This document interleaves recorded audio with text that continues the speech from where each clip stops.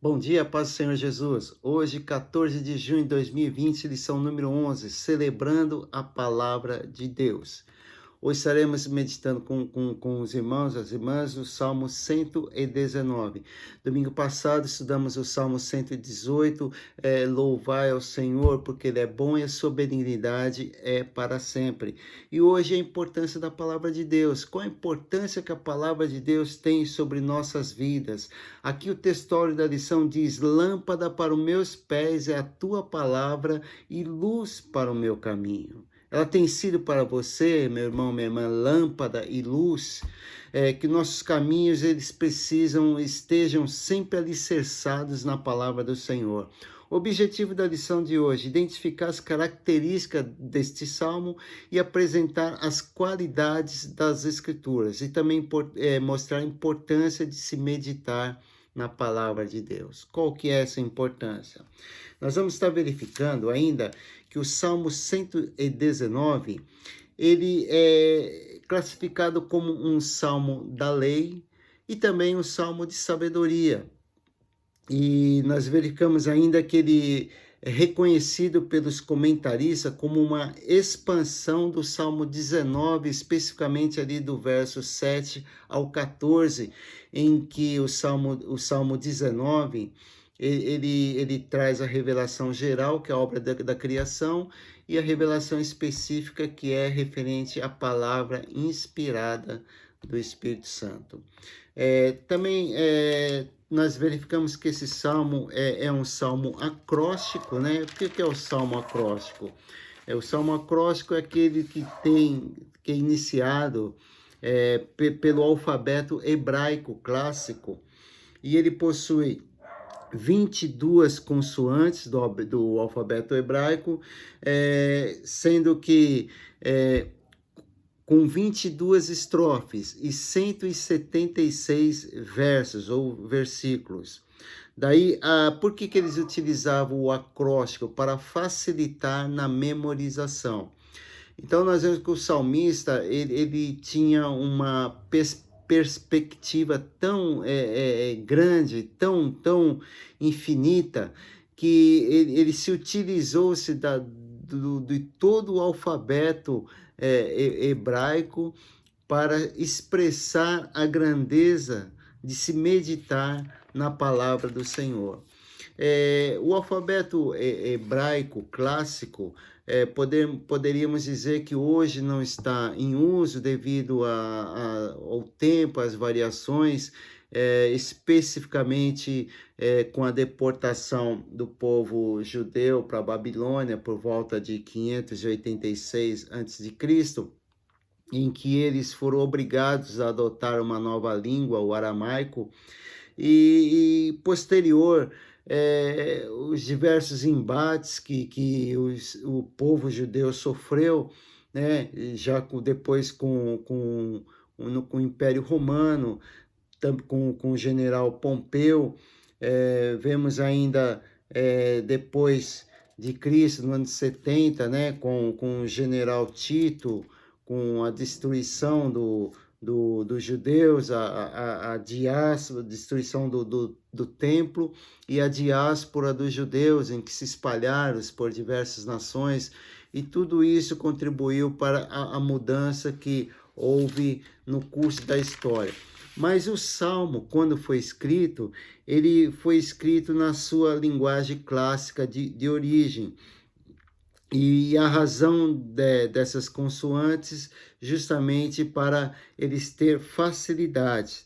Poderíamos ainda trazer que os termos que designam a palavra de Deus nesse salmo. O salmo, ele por diversas vezes, ele traz sinônimos, né? Sinônimos sobre a palavra de Deus. Uma delas poderia ser lei, né? A lei, o testemunhos, preceitos, mandamentos, estatutos, caminho, juízos e propriamente palavra. Quando se fala em lei refere-se a estabelecer normas, condutas, né? Ela pode ser específicas. Nós podemos até ver ali, ó, bem-aventurado Bem-aventurados que trilham caminhos retos e andam na lei do Senhor. Então, bem-aventurado é felizes os que andam caminhos retos, né? Na lei do Senhor. Então, essa lei, ela é diretiva, ou seja, ela traz instruções, orientação, ela também é restritiva, ela traz limitações, restrições, ela é libertadora, ela é generosa, ela é bondosa, ela é solene, e podemos, segundo os comentaristas, ela é tão complexa quanto o seu Criador, porque existe infinidades de situações em que Deus fala com milhares, milhões, bilhões de pessoas. Deus fala comigo de uma forma, fala com você de outra forma, fala com o terceiro de outra forma, utilizando-se da sua palavra, do mesmo verso, do mesmo versículo. Por quê? Porque é o Espírito Santo que ministra em nossas vidas, o mesmo Espírito que escreveu, que inspirou o salmista, ele está naqueles que buscam o Senhor. Qual é a nossa necessidade? O Senhor conhece a necessidade individual de cada um, e com a mesma palavra ele trata, ele traz o remédio, ele traz o bálsamo, ele traz o alívio, ele amplia a visão, ele traz a nós a esperança. Por isso que a palavra de Deus é infinita, por isso que a palavra de Deus é tão complexa como o seu Criador. Como compreender a mente de Deus? A palavra de Deus é sobrenatural. A palavra de Deus existe um valor inestimável. A palavra de Deus ela é inexplicável, ela é inerrante. A palavra de Deus ela é fiel, ela é verdadeira, ela é poderosa, ela produz vida, ela produz paz, ela produz alegria e nos conduz ao céu, à salvação. Podemos ver ainda que fazer uma observação justamente ali no Salmo, no verso 9. Olha o que fala o verso 9. Como purificará o jovem o seu caminho, observando conforme a tua palavra. E quando se fala aqui em caminho, no hebraico, traz como uma palavra trilha ou sulco. Sulco é a marca, como de uma carroça fazendo aquela marca no caminho. Ou seja, quando se traz como purificará o jovem o seu caminho, o jovem aqui também pode ser entendido como se purificará o homem, a mulher, a criança, todos aqueles que chegam ao Senhor, como purificaremos o nosso caminho. Aí a palavra de Deus traz a resposta, observando conforme a tua palavra. Então, que caminho é esse? Caminho é aquela marca que fica, aquele pecado de rotineiro, aquele pecado constante, que a pessoa está sempre insistindo e transgredindo sempre da mesma forma, que você possa parar de transgredir sempre da mesma forma, que você possa tirar isso da sua mente, que o homem é falho, a carne é fraca, por isso que eu não suporto. Busque em Deus força, busque em Deus graça, e essa busca está na palavra. Como purificará o homem, o jovem, o seu caminho, esse pecado constante, observando conforme a palavra. Então, olha que maravilha. Nós vemos ainda Isaías 30, verso 8, diz que os estatutos de Deus são eternos. Então, se você verificar, existem vários nomes sinônimos, né, que trazem aqui no Salmo 119 para trazer sobre a palavra de Deus, né? Uma delas é a lei, a outra nós podemos trazer como testemunhos. Se você vai ver no verso 2, bem-aventurados que guardam os seus testemunhos e o buscam de todo o coração. Aqui, testemunhos é a vontade revelada de Deus. Nós vemos ainda que ela traz sobre preceitos, traz sobre mandamentos, tudo dizendo, são tudo sinônimos, né? Vê o verso 4, tu ordenaste os teus mandamentos para que diligentemente observássemos. Então, está se referindo a instruções, né? Tudo relacionado à palavra.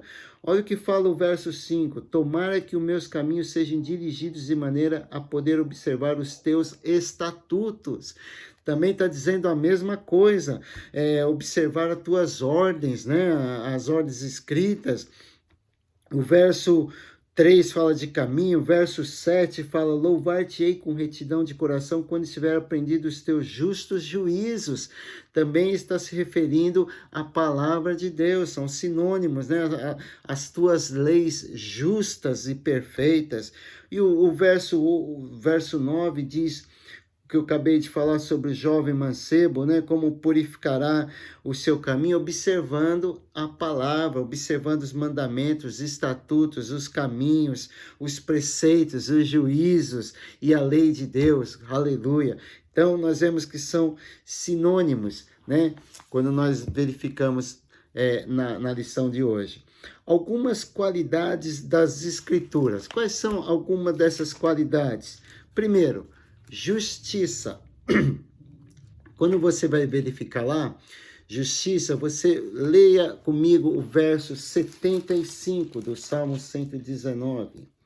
Diz assim, bem sei eu, ó Senhor, que os teus juízos são justos e que em tua fidelidade me afligisse.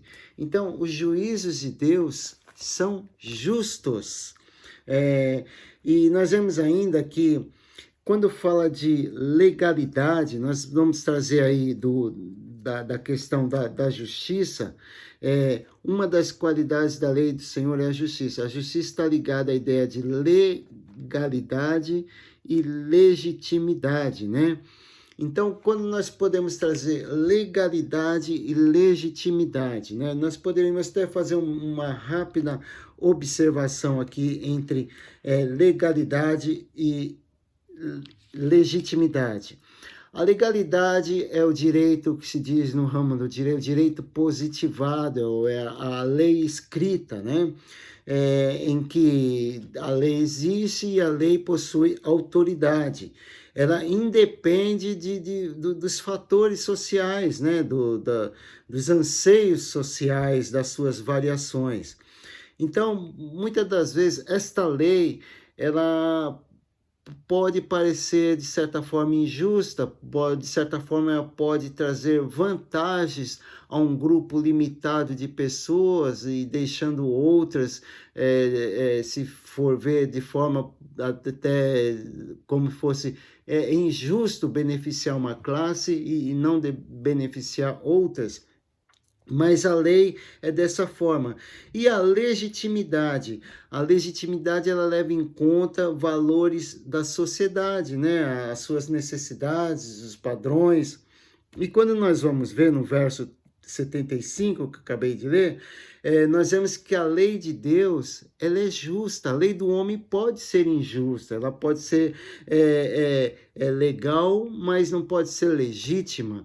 Mas a lei de Deus, ela é justa, ela é legítima, ela é moral, ela é honesta, ela é imparcial, ela trata com equidade, ela usa de forma com imparcialidade a todos nós. E a lei de Deus, ela busca trazer vida, busca trazer paz e busca nos aproximar do Criador. Poderíamos ainda verificar como um exemplo, na Bíblia tem exemplos de leis injustas. Se vocês verificar, um deles somente, porque o tempo é curto, poderíamos trazer o que está lá no livro de Daniel. O que fala lá no livro de Daniel, capítulo 6, versículo 5? Se vocês forem ler o livro de Daniel, vocês vão verificar que Daniel, aqui no capítulo 6, ele foi separado entre 3 príncipes, né, para cuidar de 120 presidentes. Então, toda a nação ficou a cargo de 120 presidentes, e esses 120 presidentes ficou submisso a 3 príncipes. E Daniel estava entre um desses 3 príncipes. O que ocorreu? Daniel se destacou tanto desses príncipes como dos presidentes, e isso causou uma certa inveja. Se vocês forem verificar, antes de Daniel estar inserido, né, nesse contexto dos príncipes, ele já havia sido denominado governador lá na época de Nabucodonosor, quando ele decifrou o sonho por intermédio do Espírito Santo, o sonho que Nabucodonosor teve, ele foi governador. Você pode conferir lá em Daniel capítulo 2, versículo 48. E depois que o Império Babilônico caiu, agora surgiu o Império Medo-Persa. E agora com o novo rei, Daniel continuava se destacando. Por que ele se destacava? Porque nele havia um espírito excelente. A Bíblia diz isso. Nele havia um espírito excelente. Que espírito é esse? O Espírito Santo, o mesmo que está em você, o mesmo que está na igreja do Senhor.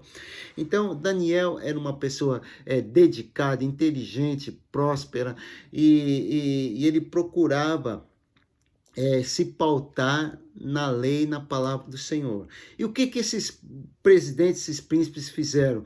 Ele está se destacando, daqui a pouco ele vai ser o maioral aqui. Então, como que a gente pode pegar ele? Ele não tem falha nenhuma, ele anda em perfeição. Vamos pegar ele na lei do seu Deus. Então, eles foram verificar o que Daniel faz que a gente consiga pegar ele. E viram que Daniel, durante 3 vezes ao dia, ele se dobrava diante de Deus, em direção, a sua janela ficava voltada para a cidade de Jerusalém, da onde eles foram deportados, e ele 3 vezes ao dia, ele agradecia a Deus, ele louvava ao Senhor, e eles verificaram, então vamos trabalhar em cima disso. Foram ao rei e falaram, ó rei, vamos estabeleça um decreto durante 30 dias, ninguém possa fazer petição a Deus algum e nem a homem algum, somente a ti. Aquele que fizer deve morrer. O rei, de uma forma assim, sem entender, assinou o decreto, e o decreto sendo assinado não poderia mais voltar atrás. Então, foi uma lei, o rei assinou esta lei.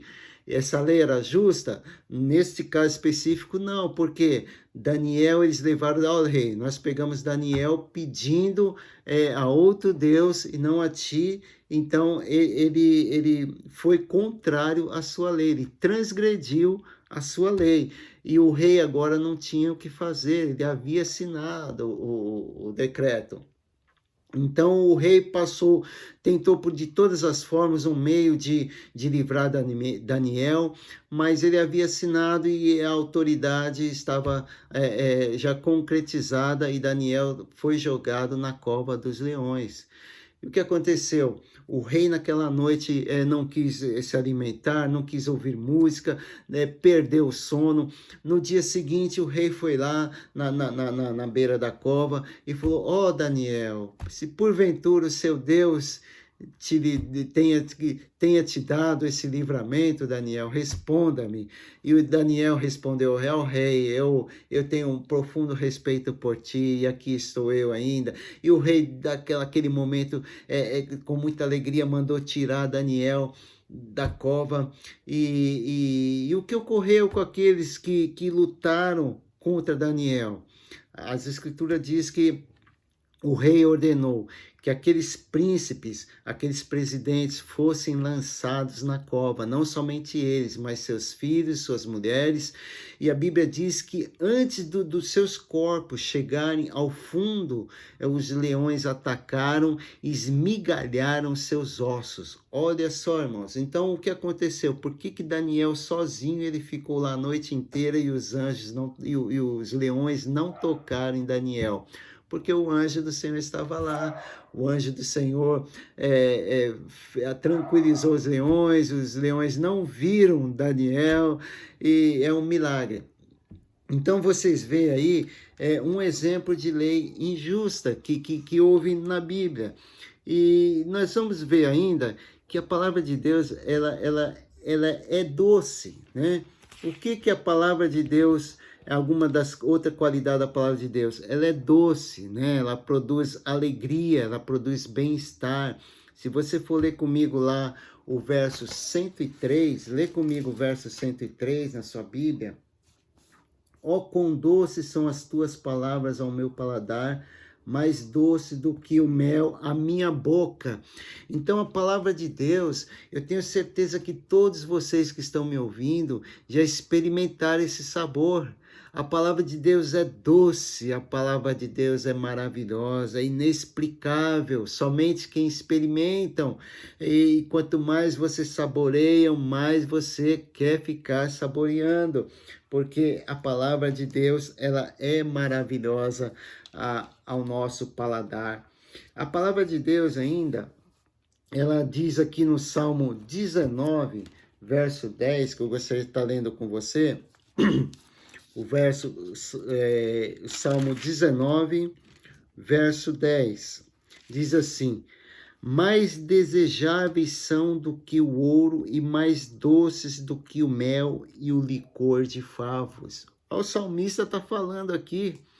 Então, no decorrer da história, nós vemos que a palavra de Deus, ela tem trazido benefícios, tem adoçado vidas amarguradas, sem esperanças, e a palavra de Deus, ela tem trazido esse alívio, tem trazido esta alegria. Outro detalhe, a palavra de Deus, outra característica, a palavra de Deus, ela é a verdade. A verdade. Por que a verdade? O salmista declara ainda que a lei do Senhor é verdade. Você vai ver aí no verso 142. A tua justiça é uma justiça eterna e a tua lei é a verdade. Porque nem sempre nós temos a verdade diante de nós. E aqui diz que a palavra do Senhor é a verdade.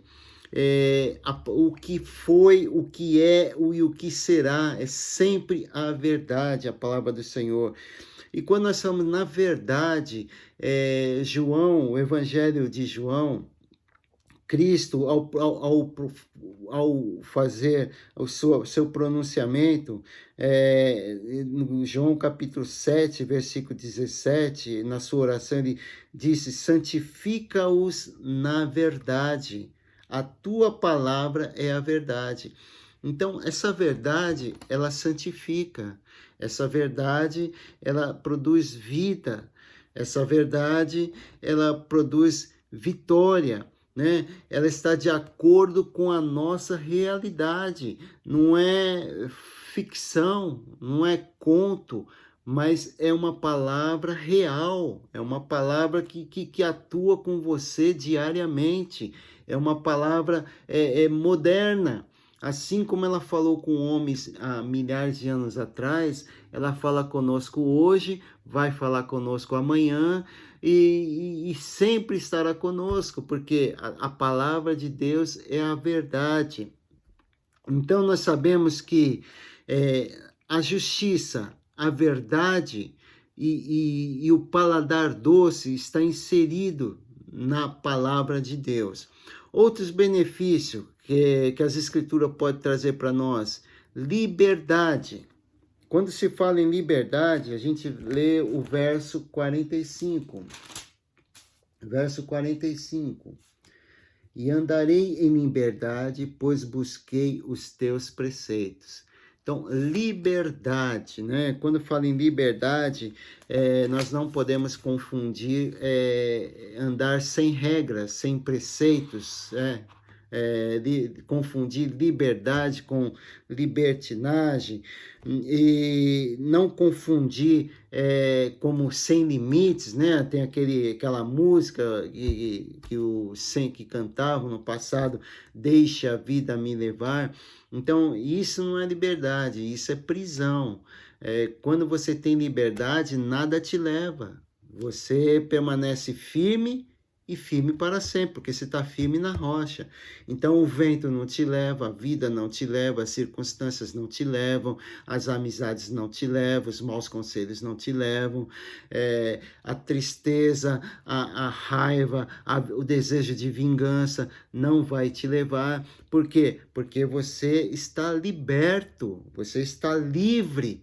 E você tem domínio, você tem estabilidade. É o que está no nosso item 3.2, mas eu quero dizer aqui que está escrito em João 8,34. O que fala aqui? Todo aquele que comete pecado é servo do pecado. Então, quem comete pecado não está em liberdade. E somente a palavra de Deus produz essa liberdade. Você, quando está meditando na palavra de Deus, você não peca. Olha o que diz aqui o verso João 8,36. Se o Filho vos libertar, verdadeiramente sereis livres. Então, o sangue de Cristo Jesus, que foi derramado na cruz do Calvário, ele nos libertou, nos purificou de todo pecado. Paulo, ao escrever aos Gálatas, capítulo 5, versículo 1, o que ele escreveu lá? Estais firmes na liberdade com que Cristo nos libertou. Não torneis novamente a servidão. Paulo está alertando aqui os moradores de Gálatas a permanecer firme nessa liberdade, não submeter-se novamente à servidão do pecado. Porque o pecador, ele quer deixar e não consegue. Aquele que está preso ao vício, ele quer largar e não consegue. Mas aqueles que alcançou a misericórdia, aqueles que buscou força na palavra, se você não está conseguindo se desprender de algum vício, de alguma fraqueza que lhe comete, busca a libertação na palavra, que essa palavra tem o poder para te libertar. E essa palavra, ela produz equilíbrio, estabilidade, firmeza. Se você ler lá o verso 23, olha o que fala aqui. Enquanto os príncipes se conluiava e falava contra mim, o teu servo meditava nos teus estatutos.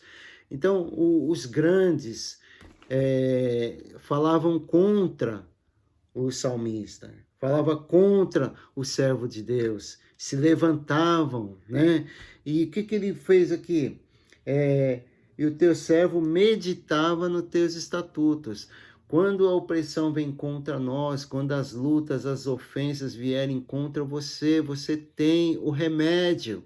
O remédio está contigo, abra-o, leia-o em oração, você vai ver o agir de Deus na sua vida.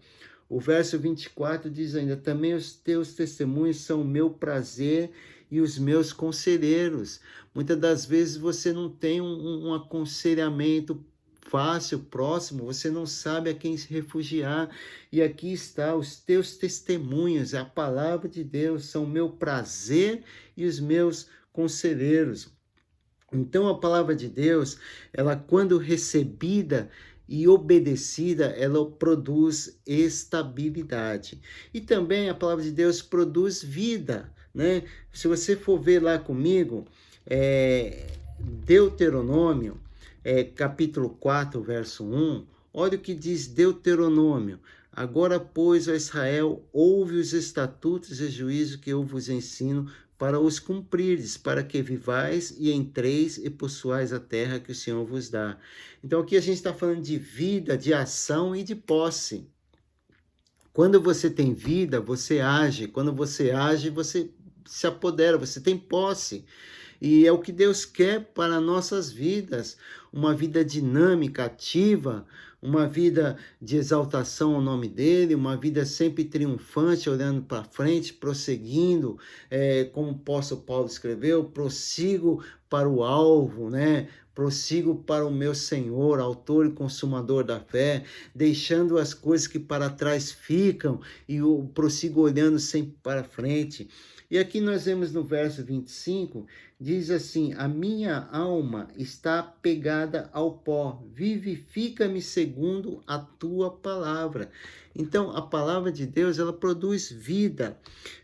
Lá em João, capítulo 11, versículo 43 ao 44, nós vamos ver a história da ressurreição de Lázaro. Pela palavra, o Senhor diz: Lázaro, vem para fora. E o Senhor, ao falar a palavra trouxe vida e Lázaro ressuscitou e veio para fora.